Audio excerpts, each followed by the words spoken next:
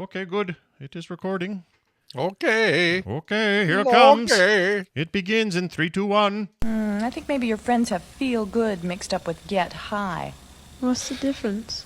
Getting high is artificial. Any fool can get high. Feeling good is real. It comes from within, which is better. I don't know. Guess you won't be eating Japanese food for a while, huh?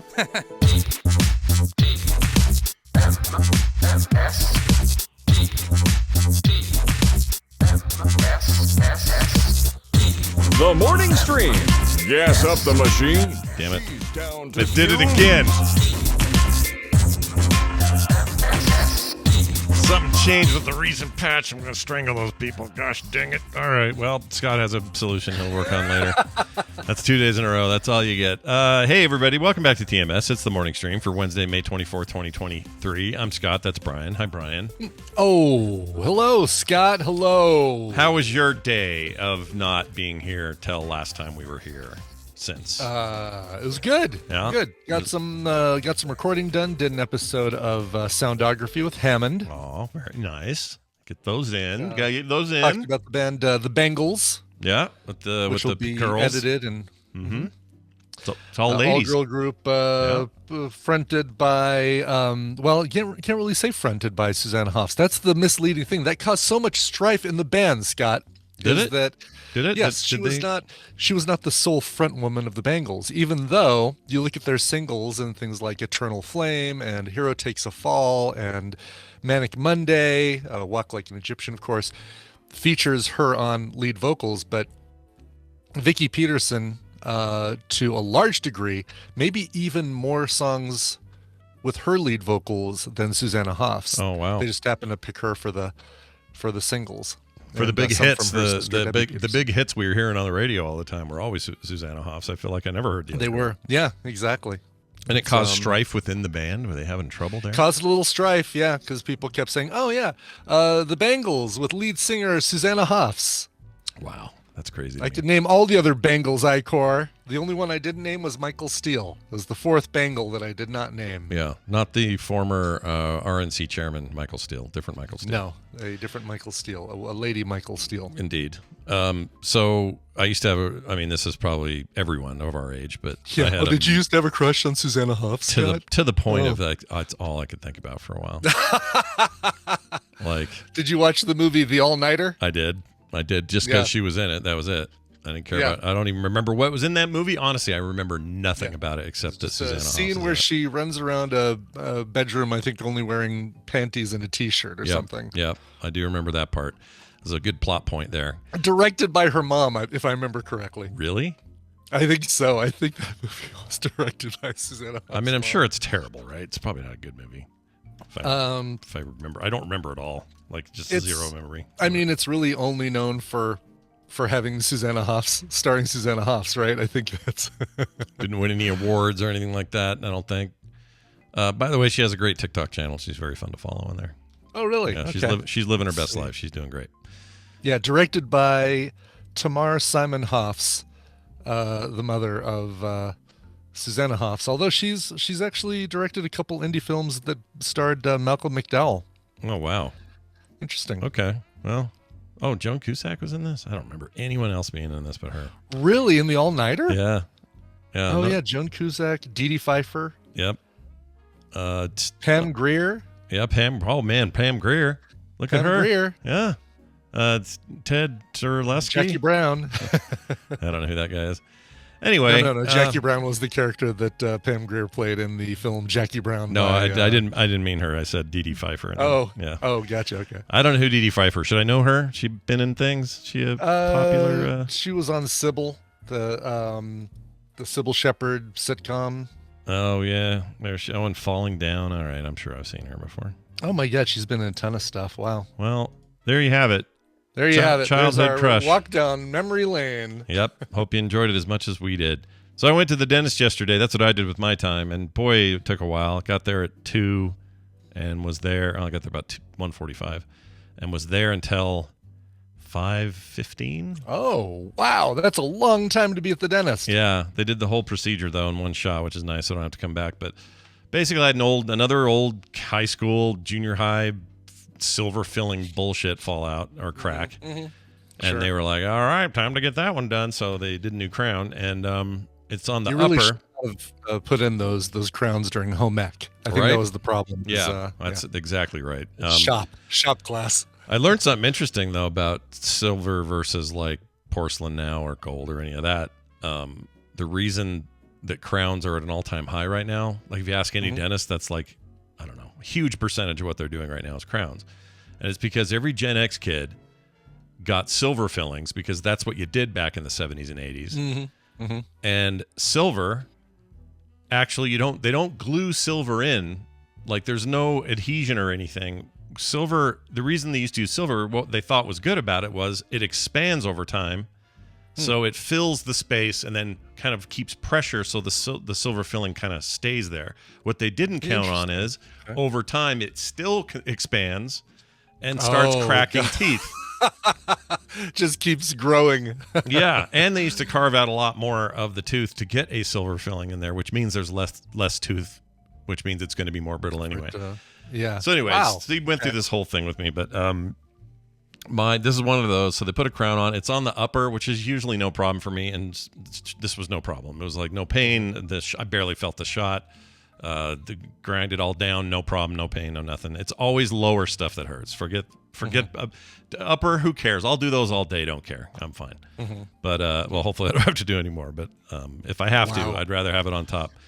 Anyway, I imagine every time, right? You go and they look and see, oh, this one could be a problem in the future. This one could be, but there's none of that, right? They're looking at them saying, nope, we don't see any other ones that could become a problem. Yeah, as of now, I think that was my last silver, I believe. So I don't have any silver left. All of my silvers have slowly over the years been turned into either replacement, when they can, replacement ceramic, or full-on crowns.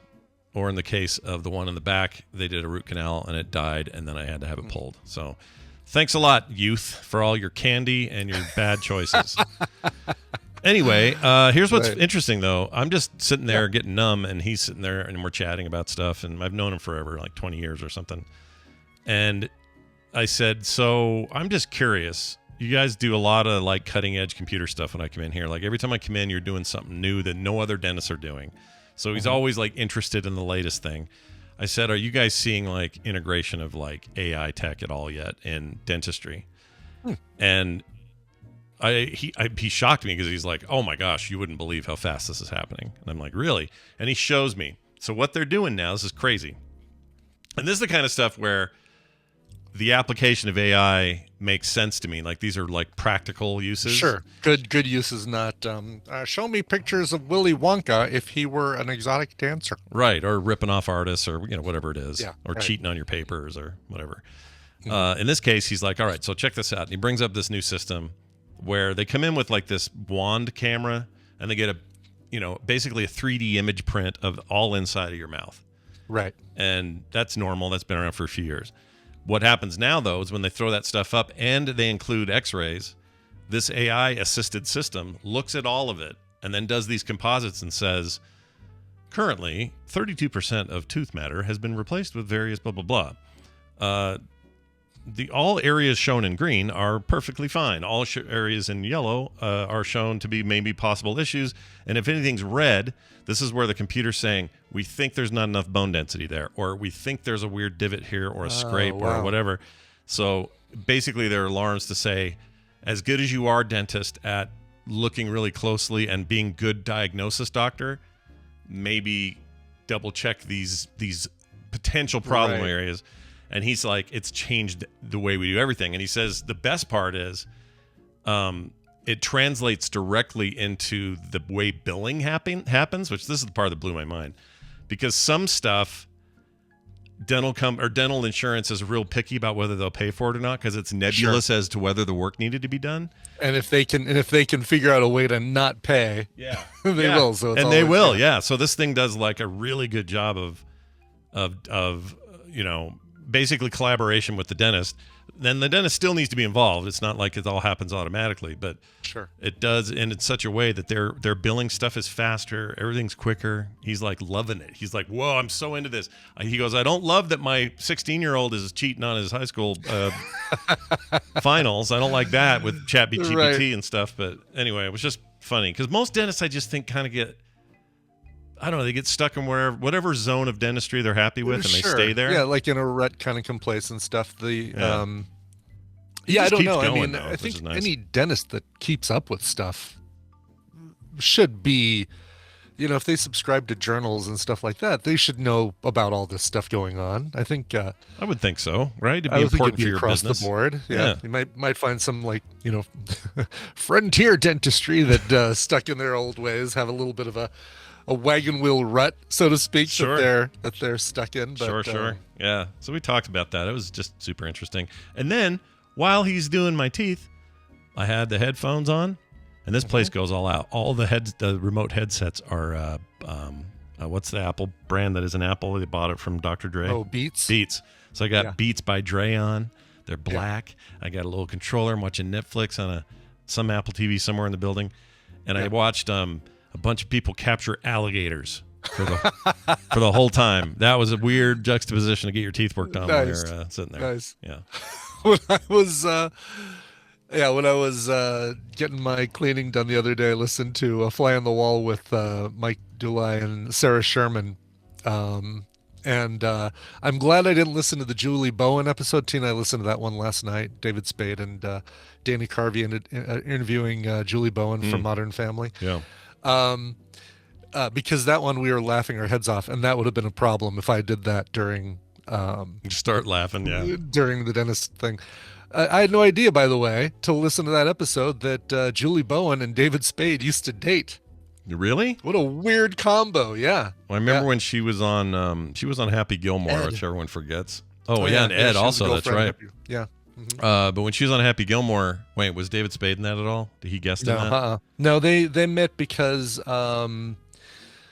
Stephen Levitan. No, they met before Modern Family, but Stephen Levitan did Just Shoot Me with David Spade, and then did Modern Family. But they met at some Golden Globes award party or something. That's wild because she strikes me as somebody who is very up at 5. Yeah. The perfect day, in shape, goes to the gym twice, comes Exactly. home, makes type, whatever. Very, very type A, and he is so not type A. No, he's just loafing around going, what's going on, meh, Yeah, I'm gonna complain about this thing over here. I guess they didn't end up together, so maybe that's what happened. I don't know. No, yeah, maybe That's funny. Well done there, David Spade. Joe Dirt. You did okay, Joe Dirt. Dickie Roberts. What was the other one that was like that? Dickie child star Dickie Roberts. I think it's Dickie Roberts. Was that it? I think that was it. Never saw it. Yeah.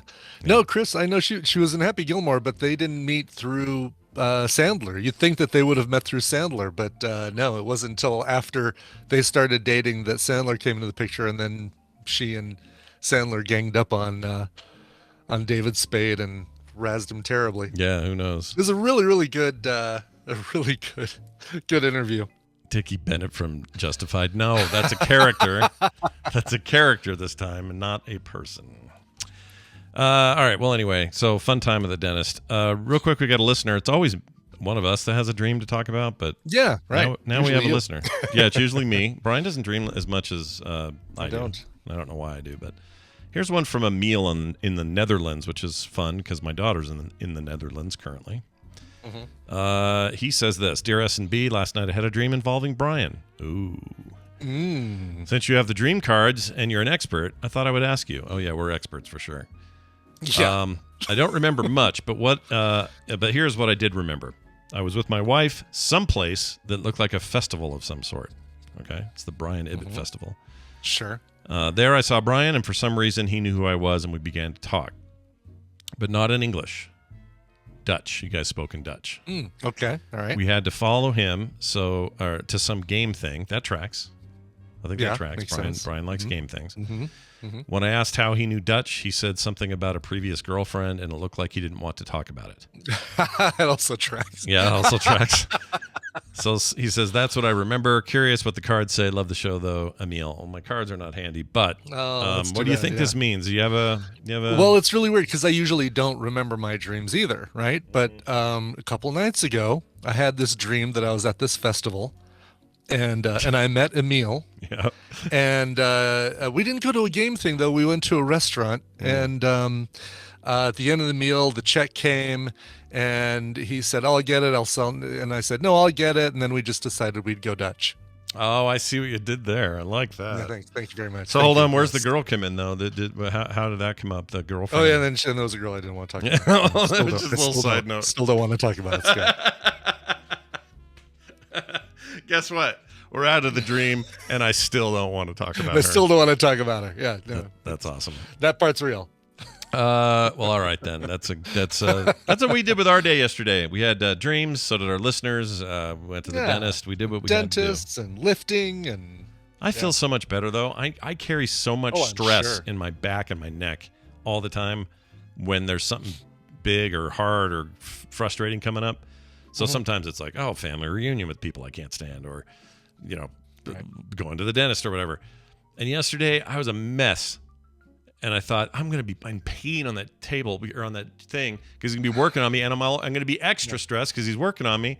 And I'm just going to go home with the worst backache.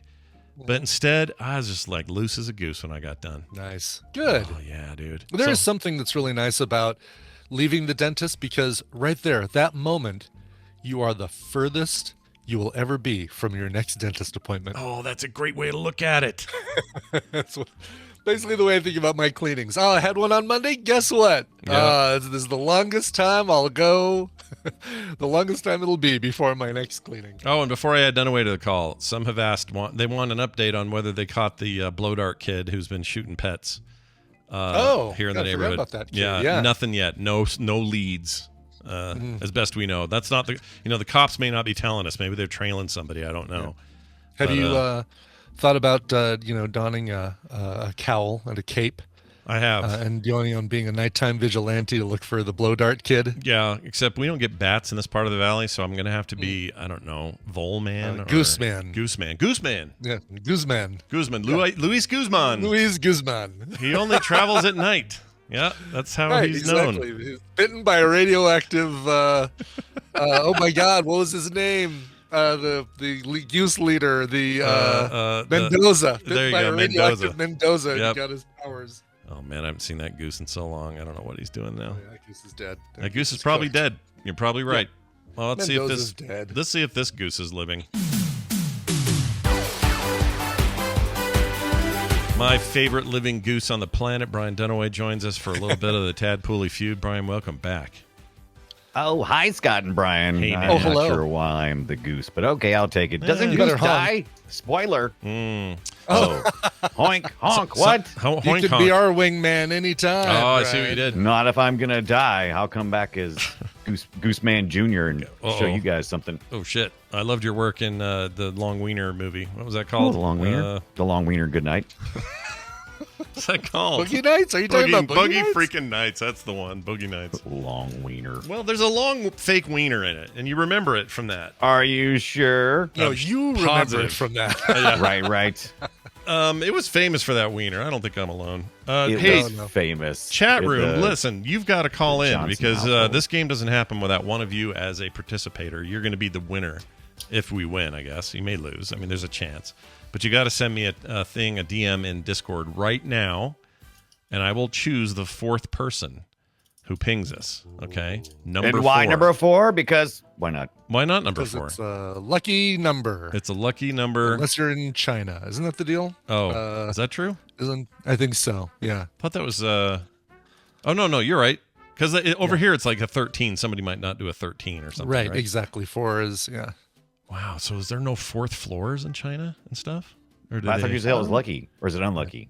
I don't know. I don't know. I don't know what it is now. I don't know. Now that you Numbers. say it. Numbers. Looks like we got a winner. Let's pull in. Oh, speaking of luck, that's too funny. It's going to be Lucky Phil from. Look at that, Lucky. Lucky Phil. Yeah, from Australia. Lucky Phil. Australia, and he's here right now. Hi, Lucky Phil. How are you? Hello. Oh. You're muted. Oh, we can't hear him from Australia. He's upside down is the problem. His little pizza icon is not making sounds. Make some sounds. Unmute yourself, Lucky Phil. Oh. Yeah. Oh, there he is. Oh, Hi. heard something. You there, Phil? Yes, I'm here. How you doing? Good. How are Good. you? Hi, Lucky Phil. Good. It's good. Nice to have you back. This is, I think, your second time to the prom here, right? Mm-hmm. I think it's the third. Oh my gosh, Okay. I lost track. We'll take it any number. It's good to have you here. We're going to explain these rules. You know how they work, but Brian's still going to explain them. Brian, explain them. I still legally have to explain them. It's time to play the Tadpooly Feud. I've surveyed the Tadpool on some nerdy topics. Scott and Brian are going to have to predict the answers that they gave us, and it's their job to see how many of those answers they can guess. Now, Lucky Phil, your job is more important than ever because you are going to be working with either Scott or Brian. If your team wins, you get a prize package that includes not 1, not 2 games, but 3 games this time because we just couldn't split these up. Siberia, Siberia 2, and Siberia 3 all on Steam. Nice. Oh, those are all very good. Those are fun, yeah. Yeah, they're adventure-y and a little spooky, but not scary. They just are, kinda cool. yes. Yeah. A very, very dark hotel-looking thing from the little clip that I looked at. Kind of creepy-looking adventure. Sure. Mystery, if you will. Yeah. Yes. All right, let's give you guys your topic, and so we can get into this. Put your hands on your buzzers. We asked 289 tadpoolers to give us their answer to this. Name a geeky hobby that you've always wanted to try. Scott. 3D printing.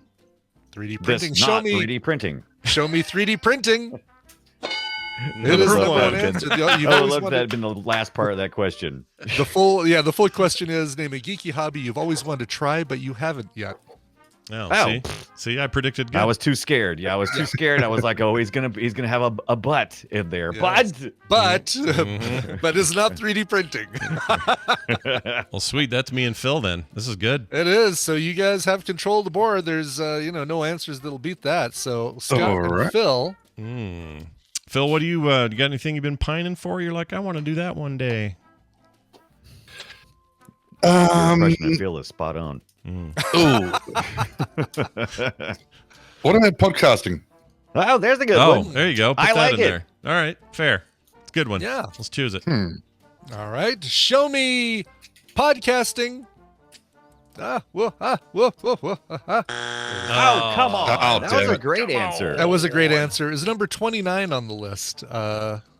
Yeah, only geez. a couple people said that one. All right. Brian, that means it goes over to you. 9 answers on the board. We're too mainstream now, podcasting. We're too big, Too big, yes. Yeah, too big to Too fail. big to I feel like fail. everybody who's listened to us podcast has created a podcast.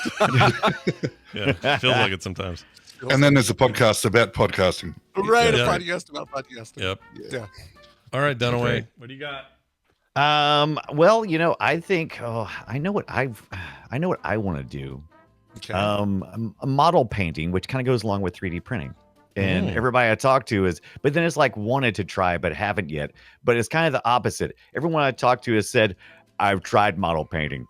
It's not for me. When you say model but I painting, still you mean think it's in there. like Model miniatures, painting. like 40K? Yeah, that kind like of for thing? you 3D print some models and then Sure. you get to painting. Sure. Okay. All right.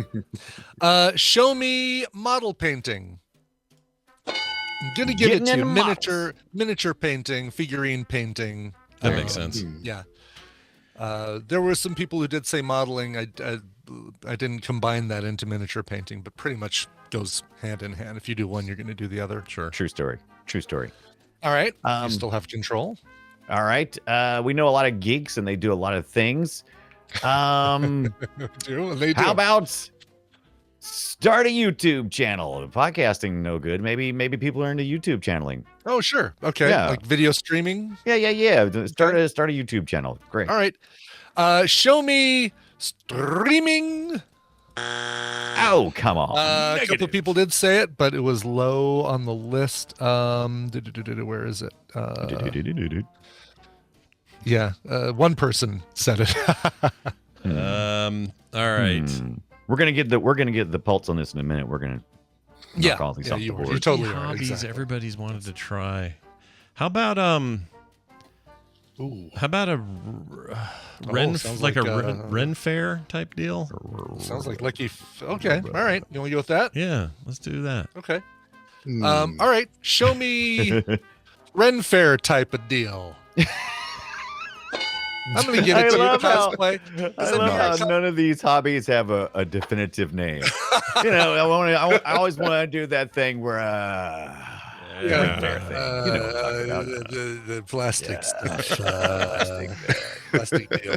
Yeah, I'm going to say Ren Faire. I'm going to give you cosplay because I feel like that is kind of the thing you're You're talking. Yeah, that's a good point. Yeah, that's what you're doing when you go to Ren Fairs. Yeah, right? you're dressing up. Yeah, you period piece timing kind of thing, right? Mhm. But Yeah. listen, you go to Dragon Con, you go to all these other things, you're going to see some incredible cosplay. All right. Phil, you got one that's like jumping around? I can't. What about There Will Be Dungeons, D&D? Oh, Dungeons yeah, and try to Dragons. get that Great D&D idea. going. Yeah, I like that. Well, I know a lot of Sure. people like that. The Dungeons and or the Dragons. All right, show me D and D. Oh, it took Getting into forever. some table toppings. Yep. Yeah. Mhm. Hey, I saw Dunaway. I saw that movie. It was great. Oh yes, don't you didn't love it? It's I so loved good. it. The Dungeons Yeah. and Dragons movie. Super Yes. fun. Oh my gosh, I had That- a great time. You don't have to make that a hobby. You can just do it. Yeah, you just go. Yeah, they don't Yeah. even have spell slots in that movie. It's not like the game.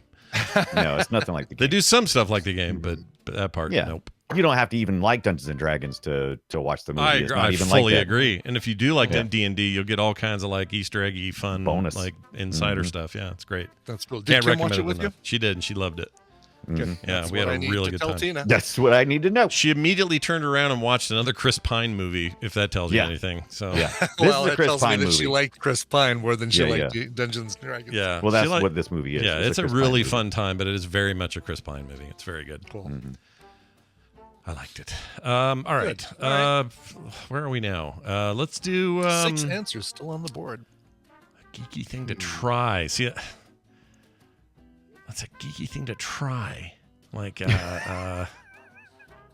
it's such a weird. Now that we're out of all the obvious ones, it's like, what is, like, you can't say like, what is even geeky anymore? Like, you know, it's Good so question. it's so I mean, because mainstream we've got, now. we have access to so much stuff now. Yeah, it's so a good question. mainstream. It's just hard to Yeah. quantify. Phil, you got another one at all? I'm a little Maybe blank. streaming? Stream? Oh, didn't we do YouTube? We did, YouTube. yeah, talked about YouTubing. streaming. Yeah. That was That was lumped into Dunaway's guess. that. Shit. How about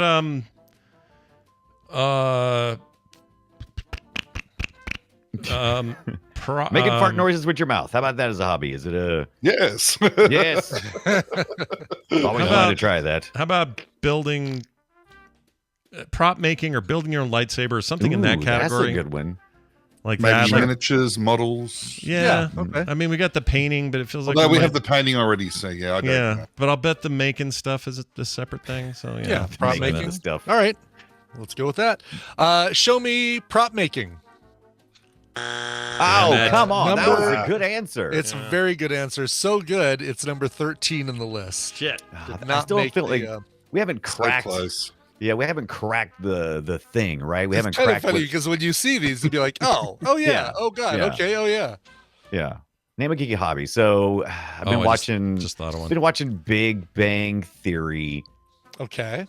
And also, my son Andrew, he just got into Dungeons and Dragons. Some of the things he's doing is Warhammer.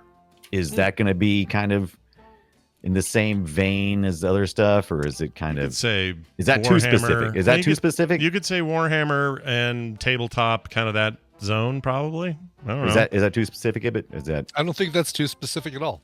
okay? Then I'm going to say like that tabletop wargaming. All right. Okay. Show me Warhammer. Yeah, There you enough go. people said it that it definitely fostered its own category, Warhammer. Right. And with one fell swoop, he's 2 points ahead. This guy's like, what a bunch of bullshit. Right?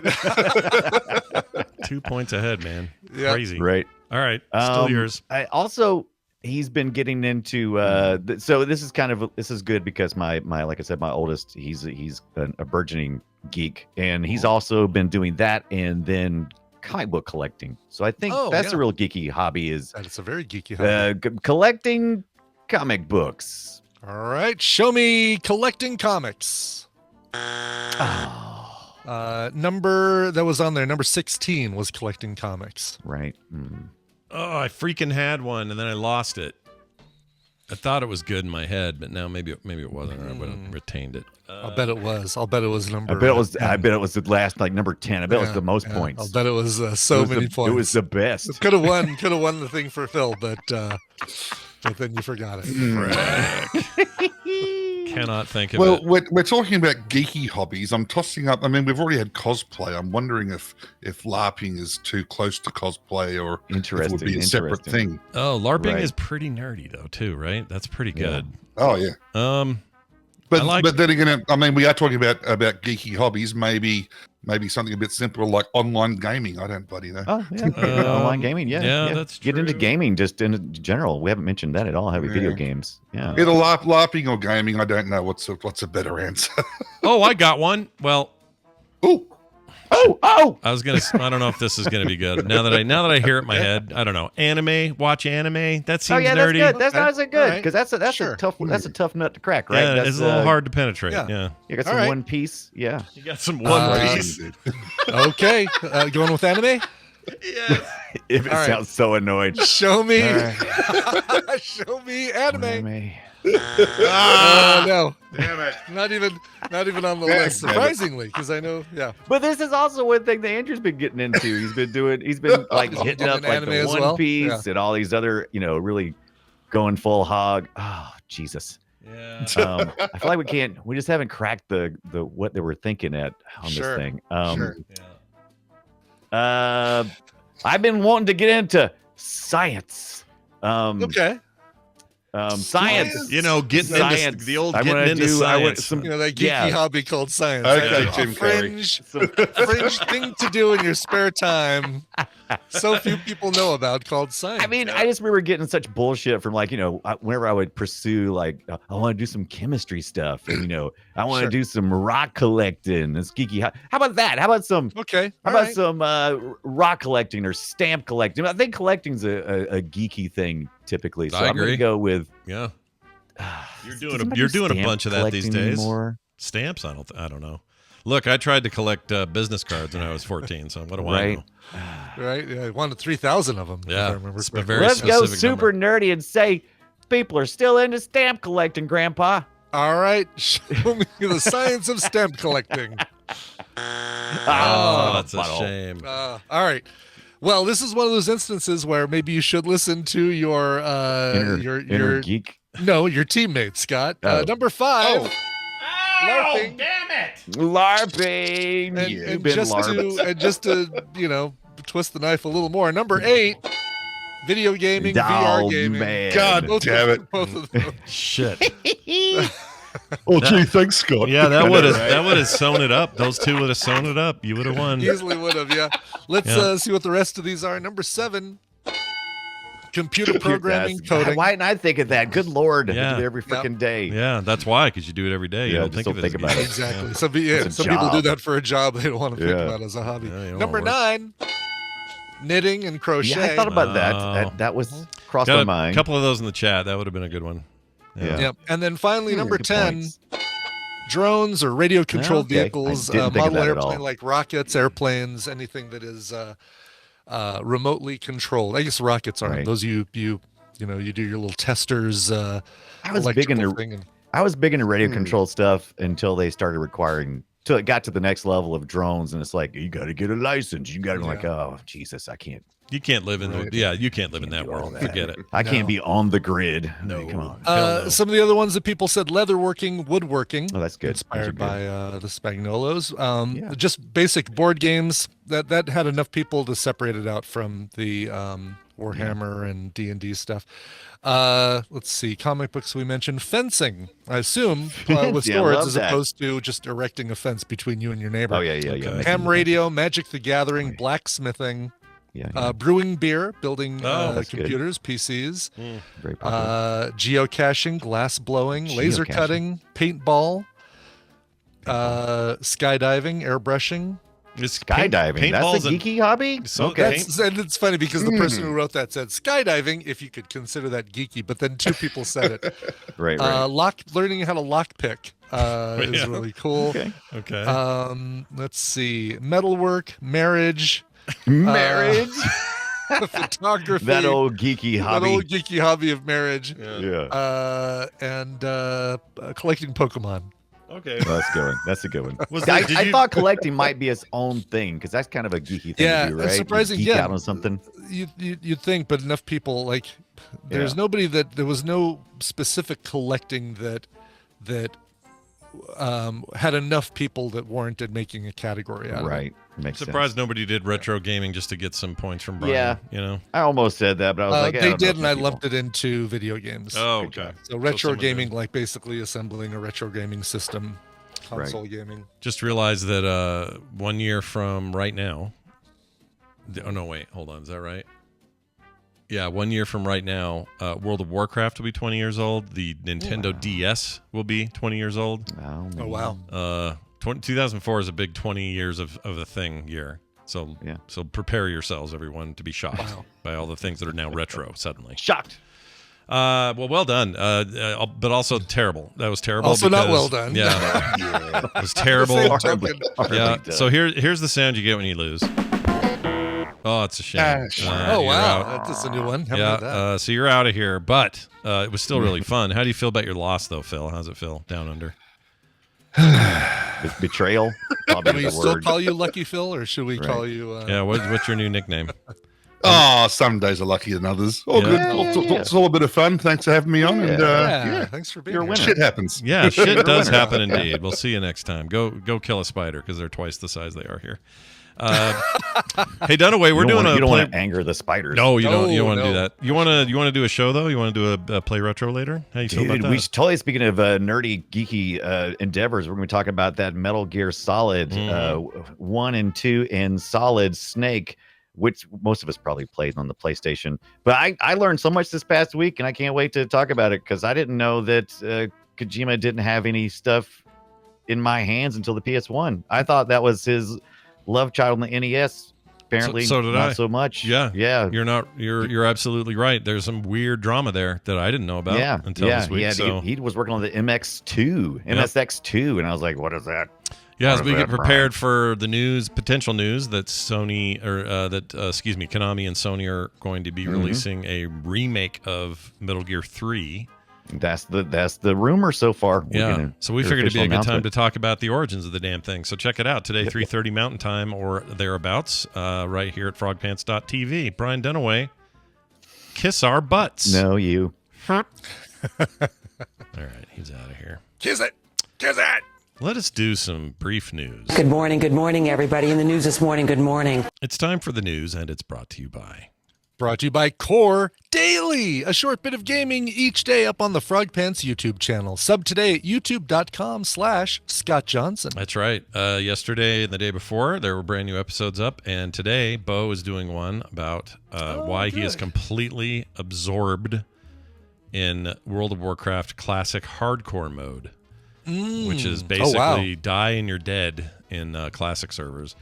And it's like taking on a life of its own. That thing is crazy popular right now. So anyway, he'll get more into that and tell you at right around noon today that'll launch. So watch for that on the YouTube channel.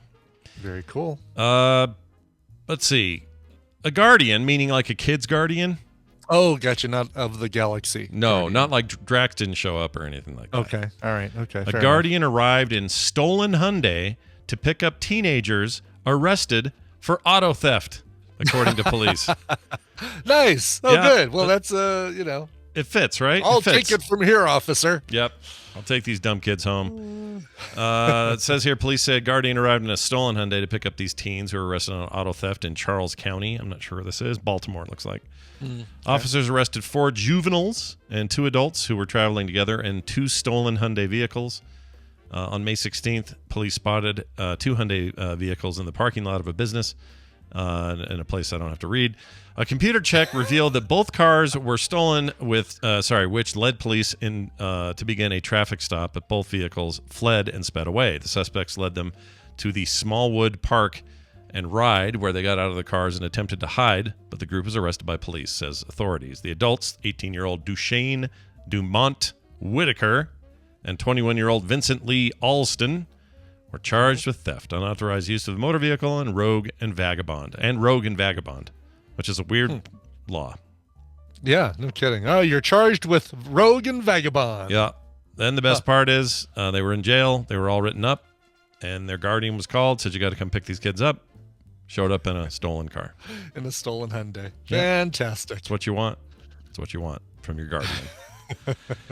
Those Hyundais super popular with this family, with these teens and the Guardian. They don't get into which Hyundais, but I would assume like who knows? Could be it's probably a Sonata. I'm going to guess it's a Sonata. Sonata, Elantra, maybe. Could be a Hyundai Elantra. Yes. Could be the what's their new hybrid? Is it the Hyundai Rogue and Vagabond? No, because that's a Nissan. What's the new Hyundai everybody says is great? The EV. The Ioniq 5. Yeah. Yeah, that's on my list. Kind of want to check that out. Between that, the Kia EV6 and the Volkswagen ID4. Those are the top three according to Consumer Reports that I want to get. I think the ID4 is the one I'm eyeing because we can get a better deal if I trade in another Volkswagen for it. Oh, sure. Right. I think. It's the same dealership. Yeah. Here's a story about 500 gallons of oil. Okay. Shit doesn't come cheap, man. No, it does not. Intentionally spilled across 33 miles of Lawrence, Morgan County roads. Intentionally? Yeah. Okay. This is in Alabama, by the way. 33 miles of roads still bear the mark of a 500-gallon international oil spill train leading... Intentional oil spill. The international Alabama trail leading from Lawrence County into Decatur city limits, according to authorities. Keith Allen Clark and Laura Clark of Cortland were both found to be responsible for the used motor oil spill. That's even worse. Gotcha. It's used. So it's used motor oil. They were just trying to figure out a way to get rid of it. So they decided to just tip over the can and drive for 33 miles. I guess there's certain parts of the South where you can get away with a lot because no one's around. Yeah. This feels like one you're going to get caught for, though. Jeez. Yeah. Well, good. The trail kind of leads right to you. Yeah. All you have to do is follow the oil spill. And as long as you're still spilling the oil, you'll get right to it. They got a 911 call on May 20th. Said they started receiving several reports of oil on roads in the eastern part of the county. And the Caldo Midway Fire and Rescue and other volunteer departments responded to go check out what was up there. Authorities found the extensive slick trail across the Morgan County Road, taking various roads through Morgan County before entering the city limits of Decatur. It took 37 tons of sand and burned almost 70 hours of labor spent cleaning up of the roads, making them safe again. Yeah. Don't be doing this. This is a bad way to get rid of your old shitty oil, okay? No kidding. Don't do it. I'm going to make where do you think Grease Monkey will take it for free, won't they? I think they'll, Jiffy Lube, Grease Monkey, places like that will take and dispose it for you for free. I think so. I mean, they want you to go there and do your oil dump there. Well, yeah, you could just do the oil change there, but even if you do it yourself, I think they'll accommodate getting rid of your existing oil. I did the cartoon. If you're a DIYer. Yeah, if you're a DIYer. I did this thing once where I replaced my own oil and didn't know what I was doing. So early in the process, and I've done a bunch since. It's been no problem. But the first time I did it, I didn't know about how the oil would pop out of there and start pouring and when to put the tray out and all that. So it was like a movie. You thought you'd have a second to take the little bolt out and then reach over, grab the tray, and put it underneath. I don't know what I was thinking, but I ended up getting it in the face and all over my neck and on my shirt, and it was a nightmare. My God. Yeah, it was bad. Sounds like a Tom Hanks movie. It is what it sounded like. It felt like I felt slapstick comedy. I was living some crappy 80s movie where a guy's changing his oil. Let's see. Final story here. We talked about turtles recently, didn't we? For some other story. Did we talk about turtles? Like some kind of... Sure sounds like it. Yeah, I remember we did an all animal news episode last week, and I think turtles were one of them. I think turtles were high on the list. Well, we got a new turtle story. There's a couple in St. Petersburg. They were Florida. Mm-hmm. Is it Florida? Yeah, Tampa Bay. Yeah. St. Pete Times. Did you go there? You've been there? I did a lot. I can tell you the give you the woman's name that I worked with, Pauline Brockman. Oh my gosh, St. Pete Times. Worked all right, with her a lot. That was a great good relationship. Yeah. Sure. Well, a couple got arrested for stealing tortoises. These are very rare ones, and some rare books. 2 endangered Galapagos tortoises, rare books, and comic books. Galakowitz. Yeah, Galakowitz went missing from locations across Florida on Tuesday. A couple was arrested, determined to have some of the items on eBay already, and kept other valuables, including rare reptiles. Joshua McCarthy Thomas, age 46, aren't they always, was taken into custody after detectives serving a search warrant at his home discovered one of the missing tortoises dead in his freezer and the other one alive in the yard. According to Tuesday Evening News, This guy and his spouse were arrested as a co-defendant in the case, according to criminal report affidavits.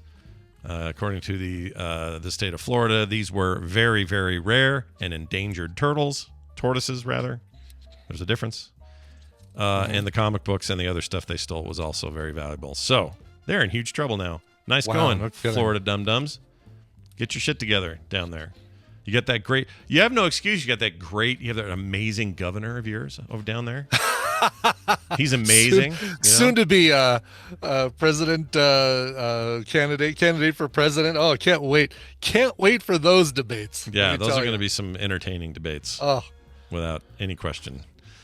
But yeah, you got him, so get that going, You got your Disney down there. What else do you need? Yeah. You got everything you need. I wonder how that lawsuit's going between DeSantis and Disney. By the way, I haven't checked in on it in a while. I watched Kim was watching it, so I sat down and I got stuck watching it because I love it so much. But we watched The Birdcage again. Oh, yeah. Yeah. I am here to say, as a pure comedy film in the 90s, I don't know that there's another one I could point to that holds up as well. I'm sure there's one, really, but I can't think of what it would be. So help me out. And somebody said, like Grosse Pointe Blank. Or, Grosse Pointe Blank doesn't count. Big Lebowski does count. I would count that. Yeah. So why doesn't Grosse Pointe Blank count? I don't think it's a pure comedy. It's more. Oh, okay. It's like Tarantino meets John Hughes. It's like. Yeah. It's not really a comedy. Whereas The Birdcage is like straight up comedy, and I just can't think of another one that compares. But it's so good. Gosh dang it, that movie's good. You've seen that, right? You've seen The Birdcage? I've never seen The Birdcage. Ryan, you got to watch The Birdcage. It's on my list of shame of things I've never seen. Must be streaming, right? If you guys watched it. It is. It's on maybe Netflix, but I think Paramount Plus is where we were because we were just watching Star Trek. Yeah. So I think that's where it is. But Tina would love it. Oh, Tina's seen it. She's seen it. Everybody in my life, and that's kind of the problem that everybody saw it, and so it's like, all right, well, I'm going to watch it by myself. I'm sure Tina will watch it again. She has no problem with that. Yeah, it's very good. Yeah. So good. The Burbs is 80s, I thought, chat. That's not 90s. I think Burbs is 80s, but Groundhog Day certainly fits, and I would put that at the top of my 90s. Oh, yeah. comedy Groundhog list. Day ages like a perfect wine. It's so good. Yeah. Still to this day. Grosse Pointe Blank is, I wouldn't say Grosse Pointe Blank is parody. I think Grosse Pointe Blank is just a weird mix of. Yeah, it's a dark comedy. Yeah, fair enough. Office Space, sure. Liar, Liar, maybe. I wonder how well Office Space and There's Something About Mary, how well those things really age. Yeah. Office Space probably does because that stuff is still, it doesn't go for the gross out humor. I think There's Something About Mary has a little bit of, it, at the time even felt a little like, ooh, maybe we shouldn't be making fun of that or laughing at that. And yeah, the Farrelly brothers did that a lot, I felt like. They did that a lot, yeah. Like Kingpin's a great movie, but there's stuff in there. Or just like, okay. There's stuff in there that's like, ooh, is that okay? For us to laugh at? Yeah. Man, The Birdcage is just pitch perfect. The acting's insane. Yeah. The comedy it's resonates. Certainly not for lack of wanting to see it, because I've heard nothing but great things about it. So one of the final great performances from Gene Hackman as well. So good. Yeah. I mean, he was still 7 years from retiring, but it was right. We still really had that Will Smith thing, right? Enemy of the State was still to come. I think they had that the very next year, or maybe even the same year. Can't remember now when those came out. Yeah, and then there was early 2000s. He did the Royal Tannenbaums, which was amazing. But after that, it just I think good. Welcome to Mooseport was his final film. Right. That's a bummer. That is a bummer. That's not the one you want to go out on. That's a poop. You don't want your Street Fighter Raul Julia moment. Yeah, that was a poop movie. Your Cocaine Bear Ray Liotta situation. Yeah. Well, he's still alive, but yes, you still don't. Oh, I guess that's true. When he dies, it will still be his last film, won't it? Ray Liotta passed away. No. Gene Hackman. Oh, I got you. Okay. Yeah, Gene Hackman dies. because he retired. He said he's not doing any more films. Yeah, he's done. So I'm saying, to your point, when he dies, Welcome to Mooseport will be the last thing he made. It could be, he could say, you know what, I got to do something. Can I be in the next Scorsese thing, even as a brief cameo, just so Mooseport isn't my last thing. You've been hearing the early talk on his new movie, the new Scorsese movie. Sounds. I have, yeah. Yeah, I can't wait for that. Hurry up and come out. I need something. Irishman was okay, but my God, it was so long. The Irishman miniseries on Netflix was not a fan. You'll like this quote from Christopher Nolan yesterday. He said, Oppenheimer is officially his longest film, and the way he described it is he says, "It's my longest film. It kisses the 3-hour mark." Oh, lovely. Yeah, it kisses it. With tongue? Yeah, I think with tongue. Okay, Yeah. all right, fair enough. I think it even touches its boobs. I'm not sure. Wow, Oppenheimer on the third date. Yeah, big time. No, I am so excited for that. Every trailer that I see of that thing's like, oh my God, please bring that. It looks so good. Bring it. It looks so good. What a cast. I Can't can't wait. even gonna say I'm excited for the Flash movie. I'm gonna say it. I kind of am too. The buzz is good. Yeah. People like it. They think it's maybe the best DC movie, which is hilarious to me. It'll be an easy, quote unquote free ticket for our Alamo Drafthouse season pass deal. We're like, all right, well let's go. Let's watch it. Get some food, watch some people get kicked out for being loud.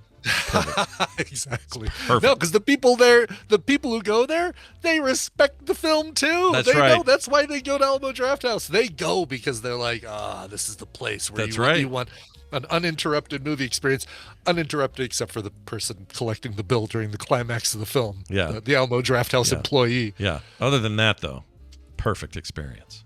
Yes, exactly. All right, we're going to take a break. When we come back, we're going to hear from Tom Merritt, do a little tech time. Didn't have that last week, so it'll be nice to have that back. And Recommendals with me, you, and Randy. Nicole's off to do a thing with school. She's a busy school mom. That's right. Things going talk on. about your job for your kid day, I think is so she's in Ava's class talking about what she does. Career day.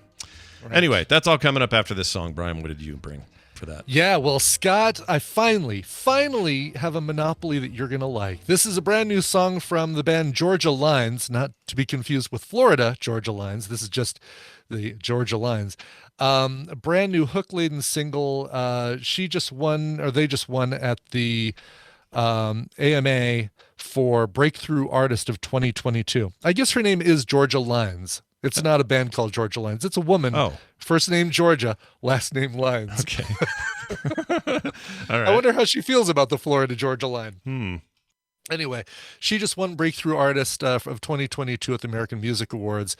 She also had some incredible performances at South by Southwest, and her EP Falling also came out. This is following all that stuff. She is from... I am not going to be able to pronounce this. She is from Aotearoa. I think it's a New Zealand town. Aotearoa. Oh yeah, Aotearoa. Yeah, I love it. Yeah, that's the one. Yeah, you know the one. Can't wait to Thank visit. you. Yeah. Anyway, if you like Haim mixed with Prince, then you're gonna love this song. It is Georgia Lines, and the song is Monopoly. Have you ever heard of ChatGPT? ChatGPT, who's a what? The f*** is that? Lying sack of shit.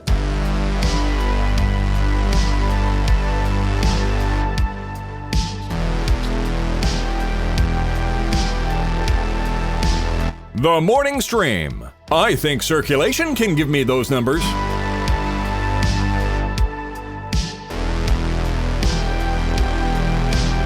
Okay, we're back, everybody. Tell me who that nice lady was one more time. Yeah, that's Georgia Lines. She's a she and not a they. She's a one person, not a band, and she's from New Zealand. And that's her first, her debut single for 2020. Her single for 2023 called Monopoly. Her first single she's released this year, but not her debut single. Right. And nothing to do with the hit Hasbro game Monopoly, right? That's correct. Okay. And Aotearoa. Thank you, Randy. And Tom Merritt says that it might be the, it's not it's the colonizer's name for New Zealand, not the Maori name for New Zealand. But it's, there you go. So much information that we've learned here. So if you're a Maori, you're from the Maori tribe, and you see the white man come over with his dumb boat and do his bullshit, you call him that? That's what. Yeah. Well, actually, I'm seeing in Wikipedia the contemporary Maori language name for New Zealand is Aotearoa. So. Oh, all right. The name was originally used by Maori in reference to only the North Island, but the name of the whole country being Aotearoa Me Te Waipanumamu. All I can do is picture them doing that cool like slap dance thing they do. Band meeting. Band meeting. And hearing him. All I can do is hear I forgot his name on the show. What's his name? Murray. Come on, Murray, Scott. yeah. Get it together. Hey, look at this, you guys. The world of tomorrow will be as cold as sunlight tuned through photochromic windows. Blah, blah, blah, blah, blah, blah, blah. Oh, look who it is. It's Tom Merritt. He is joining us as he does every Wednesday to talk about the daily goings-on in tech. And that's no different today. Tom Merritt, welcome back to the show. It's nice to see you. Oh, it's good to see you too. Yes, I'm glad we figured out what that Maori word was. Yeah. Yes. And how to pronounce it and what it meant, and thank you. Because we learned something today, and that usually that happens during your segment. So we're going to learn two things today. Yeah. So instead, I'm going to extract knowledge out of you. Oh, good. great. Make you all less smart. I'm Can down you with please that. extract the knowledge of Martin Shkreli out of me? That'll cost you. Yeah, that's an expensive one. 700% more than it used to be. That's how much that costs. Yeah. Tom, it's not an easy ask. No, it's very nice to see you. Sony's got its little PlayStation showcase today. Yeah. Have you heard of Sony? I have. Yeah, they're a force to be reckoned with when it little turns indie out. company that could. Yeah. They're from a small nation of Japan. Yeah. I don't know if you've ever heard. Those are the ones. Yeah. What was the Maori word for Japan? I don't know. Yeah, they got big stuff today, is the rumor.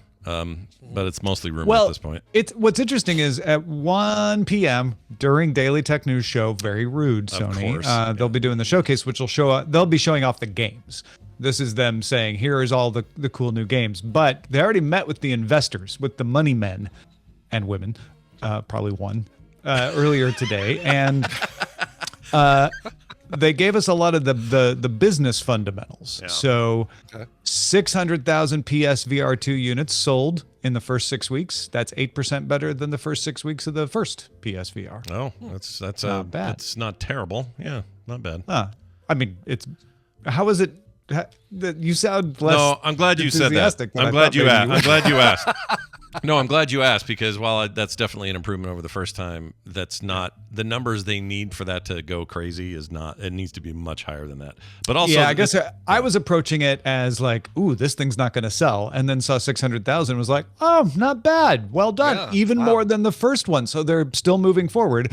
I see where you're coming from. Is can this beat the Quest 2? No, definitely no. Also, I don't know. Consoles traditionally, when it comes to add-ons, always sell way worse. Although, I don't know, PSVR 1 in the long haul kind of broke some of that notion, but for the most part, it's like, it's just hard. It's like, oh, hey, we got a new controller.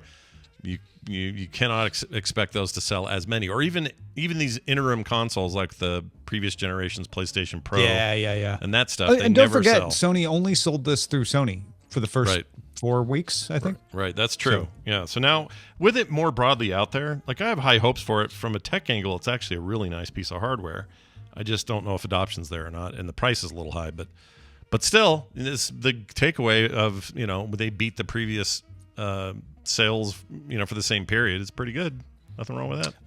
50% of PlayStation Studio investment by 2025 will be for new IP. Oh. Well, that's good. That's Sony's bread and butter. That makes sense. So in 2019, it was 20% of their investment. That's good. This current year was 40%. Yeah. So they're when we say new IP, we mean like not a sequel, right? not a Marvel Spider-Man. This is like you never saw it before. Here it is. That's a huge thing for them because they have some of the best, if not the best, dev teams on the planet. Like Santa Monica Studio alone is has some of the most incredible talent that has ever graced the video game business. So if anyone can crank out new IPs and expect big results from doing that, it's Sony for sure. That's good. And it's an increase in the investment from Sony, right? Yeah. I mean, they have not been spending this much on it. Now they're going to really ramp that up. Yeah. And then the other one is flipping the investment in live service games. So in 2019, 88% of the money went to traditional console games. You just pop in the CD or download the thing and play it. In 2025, 60% will go to live service games. That everyone's reporting it as cloud gaming, and I'm sure a lot of it will literally be cloud gaming, but it also includes multiplayer online. Right. That could include, your Fortnites, although that's not theirs, but But that idea of like, they're looking at Epic and going like, that's really successful. We should have something like that. Mm-hmm. Yeah. And maybe even working with Epic on that because they got a lot of other partnerships going on between them. So these are both really good numbers. Like them doubling down on what they do best, which is original IP, is a huge thing. And I'm really glad to hear they're doing it. Focusing on more live service, it's just hard to know what that means exactly, like you kind of alluded to, but it seems like... They seem to be, wanting to say this is going to be more cloud gaming than just more multiplayer. Yeah. But I'm guessing that could mean a Fortnite situation. Like they might take one of their existing IP and make a world out of it. Sure. I don't know. Sure. Yeah, I'm down. We might find out more about that later today, too. Sure. Today should be interesting. There's a bunch of rumored stuff, even from third parties today, like... this Konami announcement of possible more Metal Gear in our lives, whatever that means. That's a huge deal. There was one other thing that was being rumored. I'm sure they're going to show off the new, almost ready to release Final Fantasy 16, which is expected to be a gigantic console exclusive for them.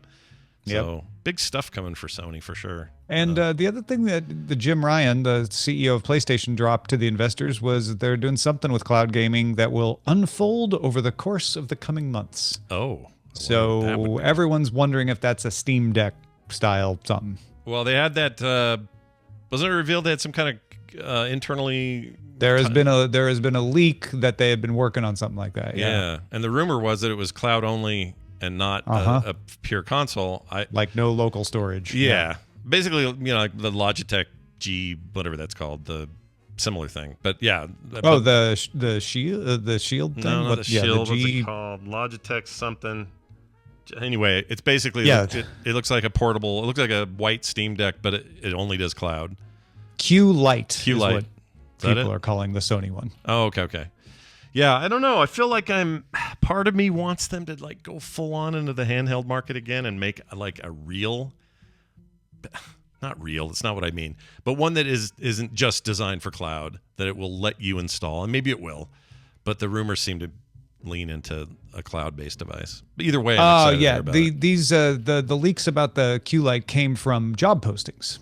Oh, is that what it was? Okay. Yeah, this was in April. Director of Product Management for Cloud Gaming, Director of Hardware Engineering that included cloud gaming in the job description.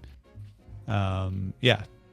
So I wouldn't expect a PSP 2 or a Vita 2, but I am excited to hear what the hell they're doing. That would be great. There's a real push right now for all this stuff between the ROG Ally and the Steam Deck and the Switch. Everybody wants a piece of this hybrid business, this portable plug-in into your TV. And you know what? I think it also makes it clear why Sony is so against Microsoft getting Activision Blizzard. Yeah. Like, I knew they would be against it, but they have really been digging in the heels, right? Yeah. Doing things that you would think would not be in their best interest, like signing lucrative 10-year deals that lock things up. And if they are looking at like, no, we want to lock things up, then they want to keep Activision Blizzard in play. China proved it last week. Was it last week, I think? Yeah. That wasn't too unexpected. No, I think the problem now is that the EU has signed off on it, and the UK and the US are moving against it. So Microsoft has to fight that off. They could win the lawsuit in the US. The CMA though seems to be digging in its heels. I'm not sure how they swing them. Yeah, it's going to be fun to watch. But anyway, big Sony stuff going on, which is nice to hear. I like. I don't know. I felt like they got a little bit smeared on the services front for a long time. Yeah, like still putting out good products and all that, but now... I mean, that's the thing to remember about an investor meeting like this, is what investors want to hear is like, what are you going to do about cloud? Yeah. So, of course, they're going to say a lot about cloud. The trick is to look, between the lines and see if there's anything really there. Sure. So today, we'll talk more about it on the Daily Tech News Show. I'll be on there. It's Wednesday. I'm back. I'm excited. That'll be fun. So check that out at 2 p.m. Mountain Time, right here. Right there on the Twitch channel over there that you got going on. And it's going to be very exciting. Tom, you've always got a million things going on. Is there anything else you'd like our people to know about? Yeah. The economy is bad. I don't know if you knew that. Yeah, it's not great. It's not great. Breaking news. So Patreon has been doing a bunch of things that let us help you out a little. One is you can join DTNS for free. Oh. Patreon.com/DTNS. Scroll on down past the paid ones, and there's a free tier. You get Roger's column. You get the Friday Good Day Internet. You get our monthly briefing. So it's a way to kind of get a toe in the water while you wait for the finances to work out. There's also free trials. We have a free trial of our associate producer level. That's the one that gets you my editor's desk and the full ad-free feed and all of that. You can try that out for free for 7 days. So I like that Patreon is adding these sort of ways to help people out a little bit. I agree. That sounds awesome. I haven't heard of most of that. I need to get the crap. I need to check my emails more often is what I'm saying. I'm sure they the free trial thing just launched like yesterday, so you're not behind on that. The free membership we're in the beta for, so that has not launched to everybody. Gotcha. All right. Well, may Jack Conte spread his love to us. Indeed. Patreon.com/DTNS. There you go. Go check it out. Tom Merritt, everybody. He is Ace Detect on Twitter, and we're going to see you later today, but we'll miss you until then, Tom. Have a fantastic rest of your day. See you later. All right. It didn't kick us today, so who knows? Yay, I don't know. good. Well, because we stayed in Mountain Time. Oh, that's zone, true. right? Yeah, and we didn't have Dunaway on video, which I think is part of it. The video aspect. So whenever Bobby's on, okay. I think you know what we're getting to an answer. We'll see. We'll find out. Yep. Just be patient, everybody. Okay, we're gonna get Randy in, and we're gonna do recommendals now. And there's little anyone can do about it. All right. Right. You try to stop it, but you can't. Yeah, you want to stop fight it. this. Good luck to you, because here it comes. Well, what do you recommend? Well, let's find out. We have a few things to recommend in the streaming realm, and with us today we have Randy Jordan. Hi, Randy. Good morning stream. Good morning in the news this morning. Good morning. Oh, man. I can't believe you would have a discussion about late 90s comedies that have held up so well and not even mention Galaxy Quest. How dare? Oh, that's true. You Yeah, know what? that's a very good example. That's a great one. I'll put that in. It can be a list. So let's give it a list. We'll say we got that. We got Birdcage. We got what was the other one? Brian said it was good. Big Lebowski. Big Lebowski. Put that in there. Yeah, I posted a whole list on the Discord right after you said it. Good.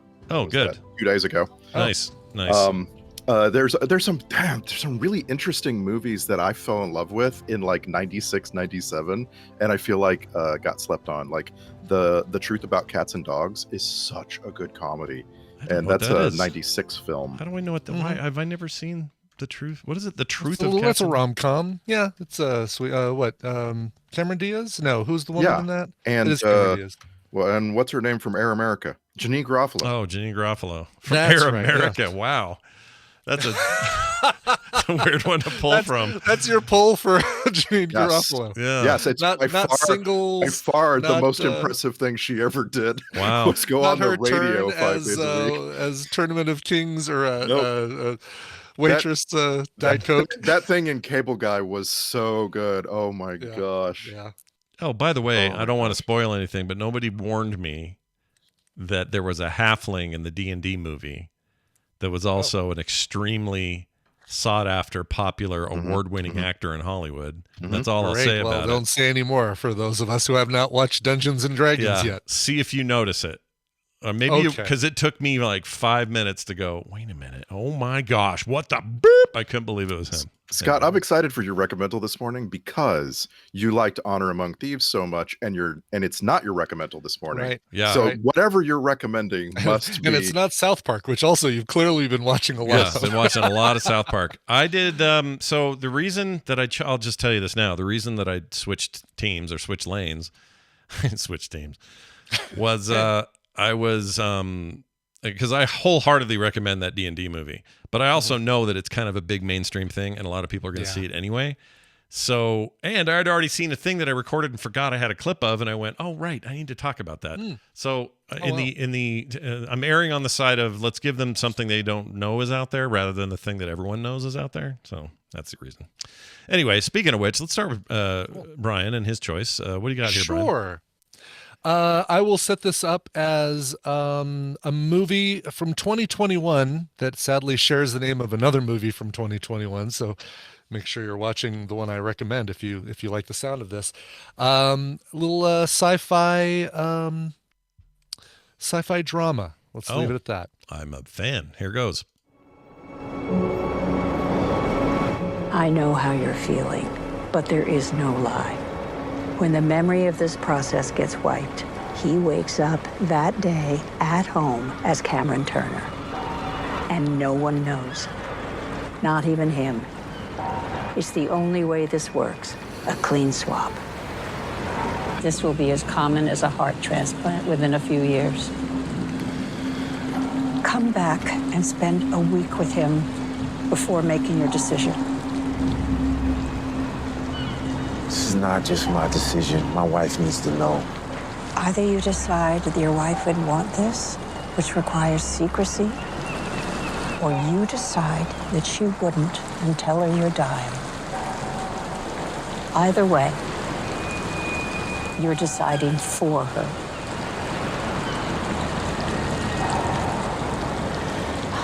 Listen, the woman you're about to meet has no idea she's a duplicate. Neither does her daughter, her mother, or her friends. So where's the lie? Did I hear Mahershala Ali in that? You did. You heard the voice of Blade and the voice of Glenn Close speaking to each other. You know, the head of the Nova Corps, Glenn Close. Yeah. A little MCU thing there. And they're joined also in this film by Awkwafina. She's the duplicate that Mahershala Ali's character is about to meet. So a little Shang-Chi in there as well.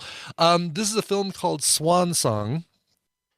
And this is the one that's directed by Benjamin Cleary. There's another one directed by Todd Stevens that also came out in 2021. This one completely slipped by me a couple years ago when it premiered on Apple TV Plus. And I think I put it on a list. And then the other day, Tina and I were going through that list and said, oh, what's Swan Song? And we watched the trailer and said, oh my God, why haven't we watched this? So this is about Cameron Turner, played by Mahershala Ali, who is a husband, father, diagnosed with a terminal illness. And so he goes to this company that allows him to transfer all of his memories, everything, to a perfect clone, perfect replica of himself who doesn't have the terminal illness, who will continue to live with his wife and his children and continue to raise them. And so he's got to make that ethical decision, right? Die and leave his family alone, or provide this clone that he then has to transfer all of his. So the clone from that point over is him at that point, right? Correct. And the clone has no idea that it's a clone. Basically, it is unaware that it's a duplicate. It's been, it's lost all its memory of the process of transferring all of Cameron's thoughts and experiences to it. And it's fascinating. I mean, not only is it a great, it opens a bunch of great discussions about the ethical ramifications of this. Is the wife, does she deserve to know that she's now living with a clone? Does she, or is it better that she doesn't, and for the kids and that sort of thing? It's also the most understated but brilliant performance you'll see with Awkwafina, where she does not do all the Awkwafina things. There's like only one moment where you get 100% full on Awkwafina. The rest of it is you are selling me on this movie, because she sometimes, I like her fine, but there are times where it's just too much. She can be distracting in a film with that. Yeah. Glenn Close plays the doctor, Dr. Scott, the director of this human cloning company. And then you've got Naomi Harris as Cameron's wife. Again, really good performance. It's great. It is. I switched gears as well. I was going to talk about A Man Called Otto, and switched gears after we watched this because we enjoyed it so much. And it's got some really cool sci-fi elements. It shows you, a near future where this is possible, but still close enough that a lot of the things that you're watching, it's like, oh yeah, that still is kind of like a thing that we do today and has that we have today. It's excellent. It's really, really good. It sounds great. I love the thought experiment alone. Like, I just love this concept, because a part of me is like, all right, if this was me, I would, what I would hope would happen if this became a thing, a technology you could do. I don't know that you'd need the secrecy, because if it was in every way right? Like in every possible way, this clone from this point forward is the exact version of you. It does seem like something you could talk to your wife and say, well, this is the medical procedure. This is how I continue on. My exact self is made and my old self goes away, and there's no difference. And even the new self could know. Like, I wonder how secretive we would have to be with it. Couldn't we be more open with it? Well, like, think that's about it fascinating. from the other perspective. If Kim had this procedure done and you are now living with a clone, would you feel like you would treat that clone differently than the original Kim? If the clone knew what was going on, meaning, because if it's in every way Kim after the procedure, in every possible physical, emotional, mental way is Kim, and she's aware of it, which is not what this. It sounds like the movie. They're not aware of it. Nope. But she was aware of it. Then I think I would be okay with it, because then the decision was made by two of us, which I guess is the whole crux of the film, right? Whether or not you're right. Whether or not, people. yeah, exactly. Like, you either tell your wife you're dying and you don't have the procedure, or the cloning company requires complete and total secrecy. So it's. You either tell her and you don't have the procedure done, or you do the clone thing and nobody ever knows that it's not you. Yeah, I got to see this. This sounds great. Yeah, so this is the movie that got Mahershala Ali to the BAFTAs and the Golden Globes and so on last year. Not the most recent year, right? Right. Brian Ibbett, do you feel like Yes. he deserved it? He was nominated because he was great in this? Yes, and here's why. He doesn't just have to play this character that has this decision to make. He plays the clone as well, obviously, and the clone has a different perspective on this whole thing, because he's coming into it saying, already loving his wife, loving his children, and saying, why wouldn't you do this? This is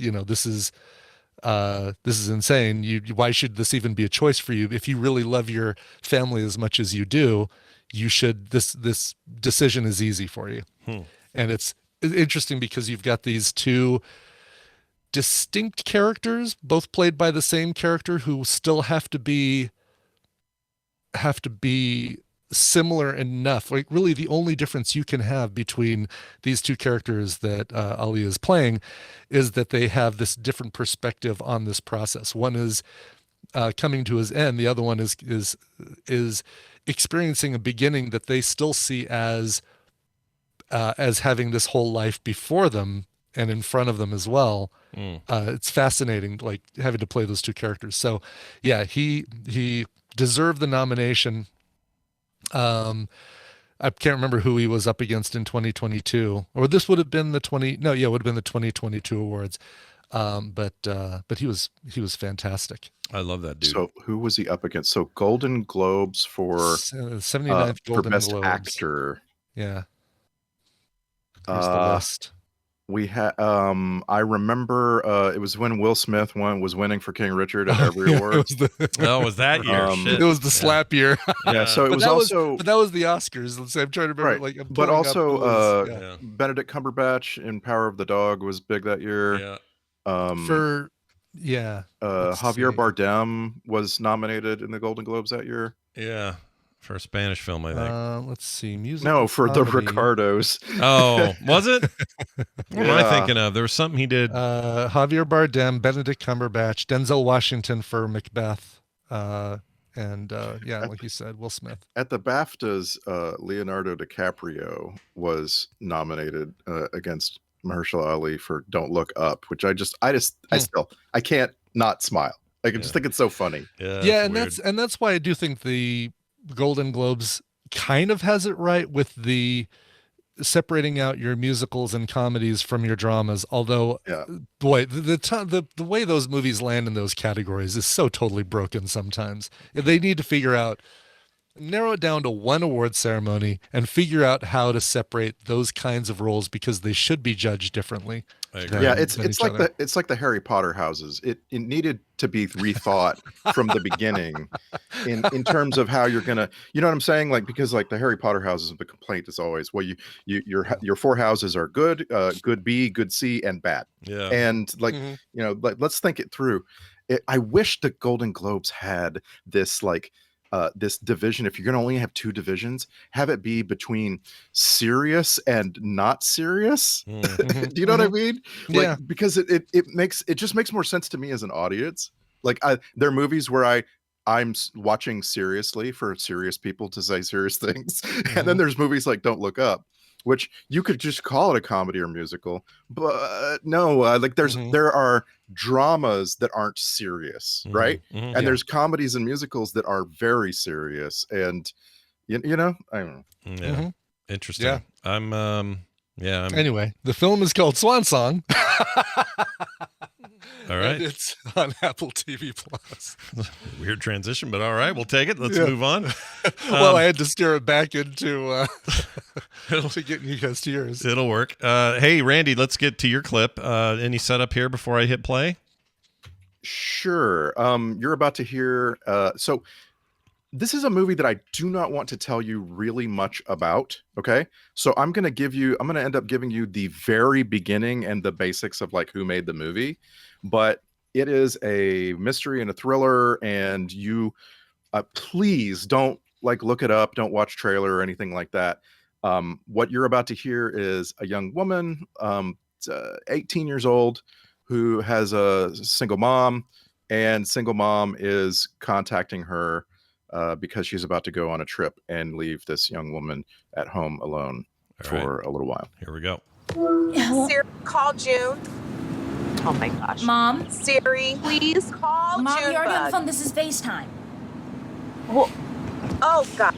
Can you please do me a favor and clear your voicemail? I've been trying to leave you messages. Well, they're probably all from you. You know you don't have to use Siri for literally everything, right? Listen, I am running late, and I need you to write a couple of things down. The car keys are going to be in the top drawer in the kitchen. And Kevin, I just said write it down. You're not writing it down.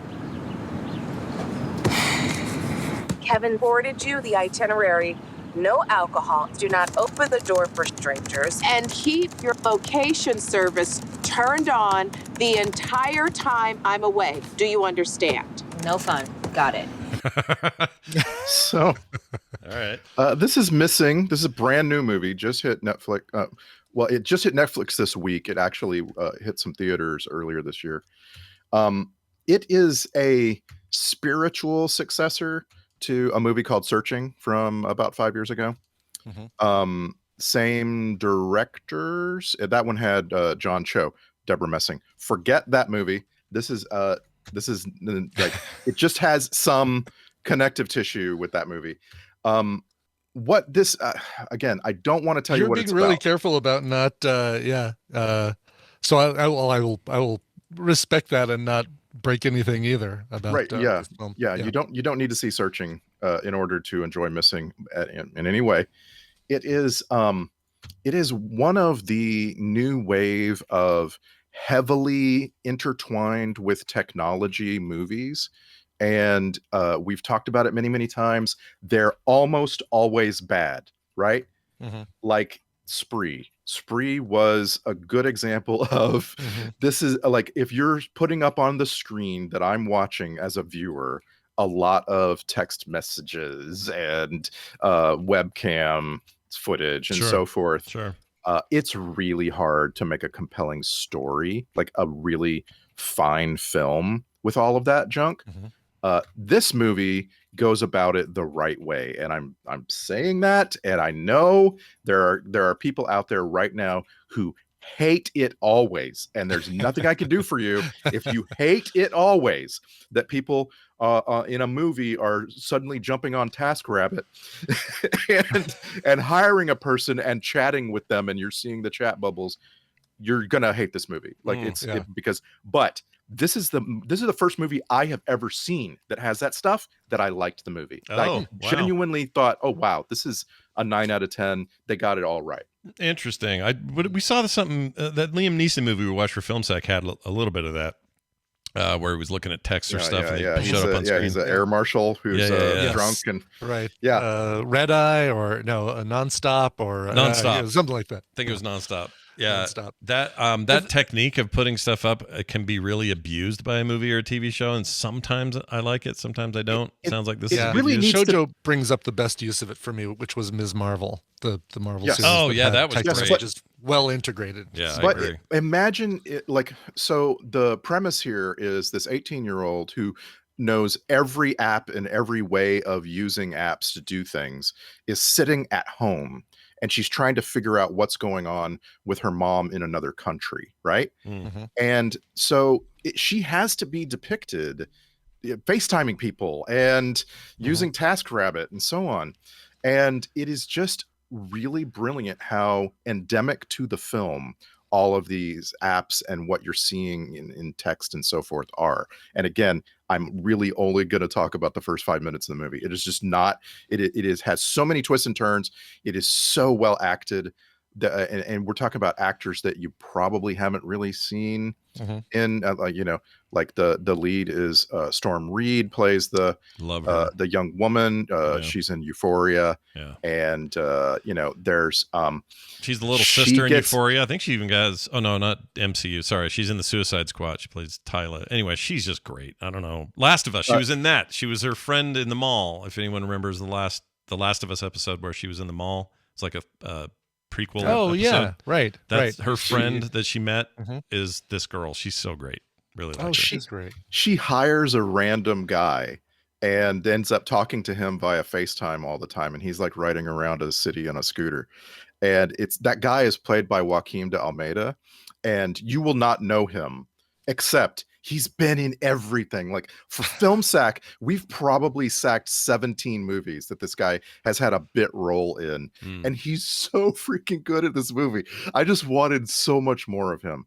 Like you're gonna love Missing. Trust me on this. It's the #1 thing on Netflix right now for a reason. It's super compelling. Okay. And I don't need to see the 2018 one, whatever it's called. No, again, it's a spiritual successor. Okay.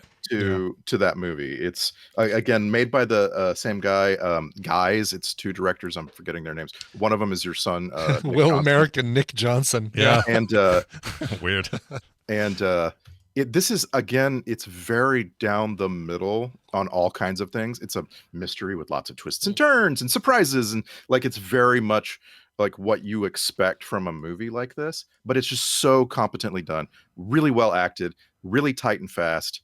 I promise you're gonna like it, unless you just hate seeing text bubbles on a screen, in which case I can deal with it. I feel like this is filmmakers trying to get their heads around what modern life is like in the same way that we would have with phones or computers in the 70s and 80s or whatever.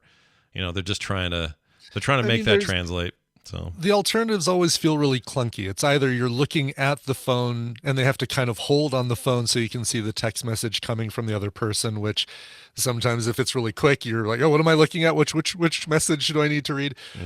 Or they have to somehow say out loud the text message that they just got so that you figure out what the person said. It's almost worse than like a phone call one, right? Where they have to pretend they're right. The Bob Newhart. Oh, so you're at the pet store right now? Okay. Oh, and you have the dog?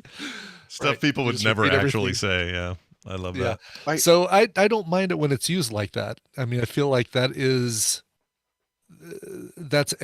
can be done in a non-intrusive way to show you what the character is seeing without showing you in your face, here's the phone, here's a close-up of the phone. So yeah. And honestly, thrillers have gotten a little stale. Like name a big thriller in the 2020s. Thriller. Name one. Thriller? What's the one with the robot girl that just came out? It is really not like it was in the 90s and 2000s. Why can't I remember Megan? What about Megan? Oh, Megan's more of a comedy more of a horror. Slasher, or? That's more like comedy horror, I would say. It is, okay, not a thriller. Yeah. Okay. What else? It's Still just haven't tough. seen it, so It's a really tough genre nowadays because the internet's gotten so ingrained in everything, I right? said cats. What was that? Galantro Israel in our chat says cats. Yeah, that's a thriller for sure. Yeah, you know what? This is a great point. I can't think of any pure thrillers. Like, when I think of thriller, you were talking earlier about Gene Hackman in Enemy of the State. Yeah, Enemy of the State. That's a good example. Of Movies like that are just rarer now, I think. Yeah. Like, I don't know. I feel like, the Jason Bourne stuff maybe just took it over and then left it. I don't know. But maybe something's coming. Who knows? It looks like a good thriller to me is the upcoming Disney Marvel freaking spy thing. Oh, Secret Invasion. Secret Invasion, yeah. No kidding. That has all the hallmarks of it anyway. We'll see, I guess. Well, excellent, Randy. Do check out Missing Everybody. Let's play my clip. This is to avoid some confusion. Some of you are going to hear this and go, Wayne, didn't you already cover this? No, I covered the documentary about the events of this. But I really have, for a long time, wanted to see the Peter Berg film. That sounded wrong. Peter Berg film from 2016 about the events that happened. And this is on Hulu, and here's my clip. Hey, what's going on? I can't get. All right, let me talk to him for a second. Sir, how are you? Okay? Two people, they take my car. They take my car over there, and they drive me around for like an hour, and they say they put around. These people, they tell me they're going to do the explosion in New York. What? Explosion. They did a marathon race of bombers. Wait. No, calm down. Just calm down for a second. Did you just say marathon bombers? They said to you that they were the marathon bombers? Yes, they told me they're the marathon bombers. Listen to me. What kind of car do you drive? It's my black Mercedes SUV. The car has a GPS. The tracking number is 3422 347. Well, how do you know that number? I just remember. Please, they're very dangerous. You have to catch them. You know what? It took a lot of balls to escape like you did. Hey, you're a very brave guy. Do you hear me? Go catch those motherfuckers. I always like that bit. So this is the 2016 film Patriots Day. It is a chronicle of the events that happened at the marathon bombing in Boston in 2012. And Peter Berg did back-to-backs of these sorts of films that year. He did this, and he did the one about the oil spill out in the Gulf. Oh, right. Deepwater Rising. Deepwater Rising. The bombing was 2013. Was it 2013, not 12? Oh. Yeah, well, that's why we're having 10th anniversary right now. Oh, no, you're right. Oh, it's even written right here, and I'm looking at it. 2013, you're right. Anyway, it is really good. Like, I was surprised. Usually I don't like these sort of dramatic reenactments of real life things, especially when they're that quick. It's like 3 years later, boom, here we are with our film. But I think Peter Berg has a taste for this. I think he knows what he's doing, and he co-wrote what needed to be written anyway with Matt Cook and Joshua Zetmer. They do pretty good work generally. Mark Wahlberg's in this, Michelle Monaghan, J.K. Simmons, Kevin Bacon. We saw Kevin and his bacon the other night. We did. Yeah, he's in this. John Goodman's in it. A whole bunch of people everybody knows are in this. And this one actor who played the voice you heard right there, that was Jimmy O Yang, of all people, the comedian. And he was so good in this as this one really important pivotal role of basically led to them catching the brothers or finally tracking down the one brother that survived in that story. So I had seen the documentary on Netflix just a few weeks ago and was just fascinated by all the extra details I didn't know about. And the movie does an incredible job of following those details and not over dramatizing something or over, I don't know. You know how these things go with when they're trying to. That sounded very sensationalize. Dramatic. Yeah. I mean, it's dramatic, but it fits. Sensationalize is the right word, Brian. You're absolutely right. This does not feel sensational. My only complaint is Mark Wahlberg plays a character that is basically an amalgam of a few people. And whenever they do that, what you basically got your white knight kind of guy who's going to like be at every important juncture of the movie and is always somehow involved in all the important bits that happen when they happen. That's for movies, and it works here, but it's look at his character however you want to. I don't think it's the best part of the movie. Best part of the movie are people like J.K. Simmons and John Goodman and these other smaller roles, Kevin Bacon. playing this FBI agent, doing just a really good job of reproducing without sensationalism the events that took place and then what happened after and then how they finally got these guys. And I thought it was really good and really entertaining and would recommend it. It's on Hulu, again, called Patriots Day. And it's rad. Expect a lot of Boston accents and a lot of F words. Expect that. Is it your new favorite? Say hi to your mother for me. New favorite Peter Berg? Boy, that's a good question. So I thought Deepwater Rising is actually maybe even slightly better. That's a really good movie, but I don't know. It was really good. I guess my favorite. Let me look at just director stuff. I think he has this sense of camera and like volume. There's this volume of what you're seeing and hearing, and I just like, I don't know. He always gets my sensibilities. Like even when it's like Spencer Confidential, which I don't think anyone liked. For some reason, I really liked that movie. Yeah. I never saw it. It's the Spencer for Hire thing, right? That's a modern take on it. Yeah, I didn't see it either. And I meant to. And Mark Wahlberg is in all of them. Lone Survivor, Mark Wahlberg. He didn't do the Friday Night's movie, right? Just the TV show? No, he did the movie as well. He directed the film. The movie as well. But the movie's not nearly as good as the show, so yeah. It's not bad. The movie's not bad though, I guess. It's okay. No, not at all. But the show is just like, whoa, this is really good. Maybe Lone Survivor, that's really good. As much as we cheesed it, I thought Battleship was freaking a million times better than it should have been. We loved Battleship 3 times as much as anyone else in the world. Yeah.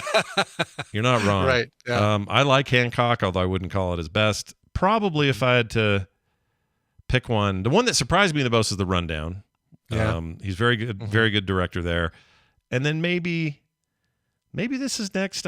Deepwater and Patriots Day, I think, are just both excellent. And when it comes to like adapting real life stuff, I just think he's good at it. He's adept at it, and I like his sensibility. So, would highly recommend this. And it is available. He directed 2 episodes of The Leftovers. I love that show. That was cool. Oh, I like that show too.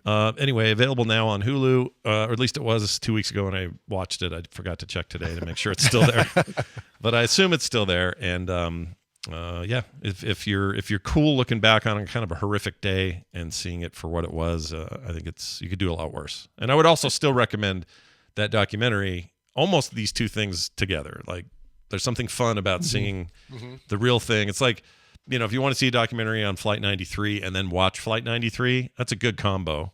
If you can handle all of the depressing thoughts about how real that was, and this isn't just Hollywood, For some reason, I always want to watch the fictionalized version first and then the documentary.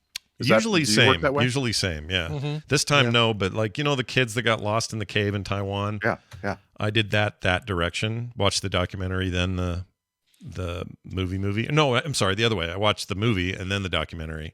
And I liked that more because you can appreciate the film on its own and then turn around and like, you get kind of an accuracy. Let me get the real story. It's like, oh, they changed this one thing, or oh, that guy was different. Actually, the thing I liked about 13 Hours, was it hours? Days, whatever it was. 13 days. Was it days? It seemed like it might have been days. Because the kids weren't in there for only a day. They were there longer. Anyway, the film, that was another one that did a really good job of nailing what really happened. Because the documentary follow-up, I was like, oh, holy shit, that all was real? He went and did, the Colin Farrell character really did that thing? I couldn't believe it. So anyway, I like these kind of things. I like movies about things that happened if they're done well. And here's what I want. I want a big time filmmaker to make a movie. And let's just say Christopher Nolan makes Interstellar, and then also make a documentary set in that movie's universe. So imagine, and Interstellar is a good example because it literally has these little documentary clips at the very beginning of people talking like they're old people now and they're talking about the events of the past. And just imagine if you watched Interstellar and then you got that documentary. It would have to be all fiction, right? But like, you know what I'm saying? Like people you didn't see in the movie, but they are characters in that universe, and they're just like talking about what happened. I just have this thing. It's hard to explain. I get it. No, I totally get it. According to IMDb, his best movie is Peter Berg. Peter Berg's Lone Survivor.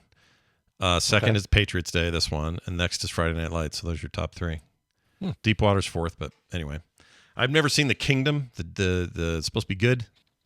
With let's see, what's that called? Something. It's 2007. Supposed to be good. And I don't know who's in it. Anyway, Durango's in it. How can they just not notice Battleship? These people. Well, they notice it. It's just at the top. It's the bottom of their list. They have it down at the bottom, but I still had a good time with that movie. It's surprisingly good for what it was. Right. So there you go. We got your Swan Song, your Missing, and your Patriots Day. Brian's already got these up on quicktms.li. Yep. Links and everything. That's right. So you don't have to hardly do anything. Anybody at home, cost you nothing. Just go fire up one of these services and watch one of these fine films. Available now. And you can watch Mission Impossible III. Yeah, 3, which I mistook for 2 during our show last week. And I was wrong. It is 3. And 3 is amazing. I don't know why I did that, but I can't wait for 3. 3 is going to be great. We'll see if it's amazing. Oh, I think it holds up. I think it holds up. It's a perfect example of I haven't seen it in 20 years or whatever. I don't know. Well, I don't know. 2006, it came out. I remember, and this is before JJ got all huge and did Star Wars and stuff. And I think he was still making like really cool films that weren't overdone, or overly controlled by the studios and stuff, even though this is a big film. And I think Philip Seymour Hoffman plays one of the coolest villains I've ever seen. And I remember Tom Hanks running really fast. Or not Hanks, sorry, Cruise. I don't know why I said Tom Hanks. And then Michelle Monaghan, again, back in that thing. She was just in this Patriots Day. By the way, I didn't mention it enough, but Michelle Monaghan, if I could have a modern day crush, I really like her a lot. Why can't you have a modern day crush? I can, but aren't they getting younger? How old is she? She's like, I don't want to be weird. Yeah, she was like 30 when she made this movie. Oh, all right. Oh, she's like my age. Never mind. Yeah. I can have a crush on her. She's 47. You can totally have a crush on her. Yeah, I got a crush on her. She's great. Love her. Anyway, that's it for us. Randy, thanks for hanging out with us. We'll see you next week for more. And then Film Sack this weekend for Mission Impossible 3. Thanks, Randy. Bye now. All right. We did it. We did it. We did it. I don't know if you noticed, but chat room, but we did it. Okay? We did it. We done did it. Here's what we do now. We tell you that we're leaving, but before we do, we remind you that the entire process here is paid for by your good graces at patreon.com/TMS. We'll look into that whole beta 7-day trial thing. That's interesting that Tom talked about. I didn't know they were doing that. I think I might have been peeing when he said that. Oh, right. You put a note. I was peeing. Yeah. Kind of a coffee morning for Brian there. It was, yes, exactly. I had to pee so bad in the dental chair that I got up in the middle of the procedure. Did you really? Yeah. Wow. I didn't just like jerk up. I just went, Doc, I need to pee. And they pulled out the thing. Is everything okay? I need to pee. He goes, does it hurt or something? I said, no. I just am so full of pee. I'm about ready to wet your table here. So he let me go. It's a leather chair. It's fine. It would have been fine. And all you do is lean it up and it'll roll off. It's fine.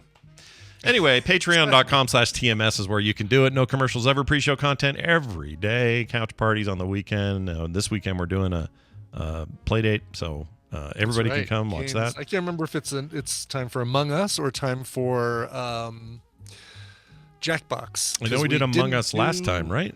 I think we did. Right, but that was in April. We didn't do that was in March. We didn't do an April. There was some reason we didn't do an April. We weren't able to do an April play date. TMS Vegas. Shit. Was the reason that we couldn't do it. Yeah, there was a reason. Yeah. Oh, God, I did the same thing. I was like, wait a minute, what was going on in April? Yeah, there was something that was going on at the end of April, wasn't there? I can't. Yeah. That's funny. Anyway, so we'll figure it out. But I'm guessing, it might be time for some Jackbox. I guess I don't know. Yeah, be fine with me. And other great monthly benefits. Sign up today, patreon.com/TMS. Everything else is at frogpants.com/TMS. And we record the show live every day, Monday through Thursday at 9 a.m. Mountain Time at frogpants.tv. So come join us live and hang out in this chat room. We'd love it if you did. Okay, that's it for us. Brian, song. We need song. Do song! Yes, Rob Garcia wrote in and said, "Good day, Scott and Brian. First, I would like to apologize to Brian for misspelling his name in my last request multiple times, apparently. Totally fine, Rob. I probably gave you way more crap about it than was really intended to sound like. Tomorrow, my sons Zach and Alex, affectionately known as the Twinados, will be graduating high school. This has been a big year for the Twinados as they turned 18 18, graduated high school, and this fall. Good morning, Gosh everybody. dang it, it did it again, just like yesterday. All I'm doing is moving a thing. All right, sorry. Apologies, all right. everybody. Go ahead, Brian. Don't want to interrupt. This fall, they're headed to Athens, Ohio to attend Ohio University. OU, oh yeah. Hashtag. As you know, us fathers can go on forever about our children, but all I will say is that I'm extremely proud of them and looking forward to what comes next for them. That all being said, could you find a rockin' cover of Celebration by Kool and the Gang to celebrate another major milestone for the Twinados? Milestorm would be appropriate because they're the Twinados. Oh, Scott, after graduation, we're going to order a fish sandwich and eat it with rice. Oh, my Kind of like the gosh. show, Rob. All right, well, I assume that's a request, so let's do it. Hey, it's too hard to get a fish sandwich. Then you can eat rice. There you go. Oh, well done. All right, Farrago coming through for that. Yeah, for sure. right. Hey, well done, guys. You're just not effing up my intros, you jerks. Anyway. All right, so a rockin' cover of Kool and the Gang Celebration. Guess what? Could not find one. I searched, and every cover of that song sounds just like the Kool and the Gang version of that song. So I did a little search online for other graduation songs or other songs that are good for graduation, and settled on this one because, number one, I love this song. Came up in that list. I'm like, oh my God, what a great choice. Plus, I love this version of it. This is the LCD Sound System song, All My Friends, covered by Franz Ferdinand, but included on an LCD Sound System EP called A Bunch of Stuff, where they released a bunch of covers of All My Friends. Lucky Phil, I checked out that Dragon version of Celebration. I did not like it. Oh, really? Not good? Yeah, was not a fan. Anyway, here's Franz Ferdinand and their cover of All My Friends. All right, that is going to do it for us. We'll be back tomorrow. Another Thursday, windy, the business. Mm-hmm. We'll read books with Amy, all this stuff. It's going to be great, so come back and enjoy. We'll see you then. If you like what you just heard, there's a very good chance you will like all the shows on the Frog Pants Network. Get more at frogpants.com. I will have no more to do with you. Please get out. Jeez. Wow. We don't mean you people. Okay. No.